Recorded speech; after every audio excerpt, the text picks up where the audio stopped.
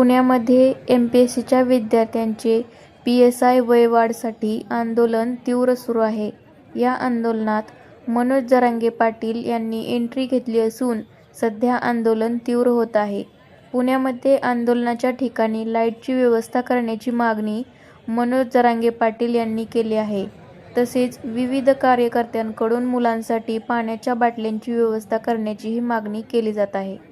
अंधार असूनही आंदोलन अधिक तीव्र होत जाताना दिसत आहे.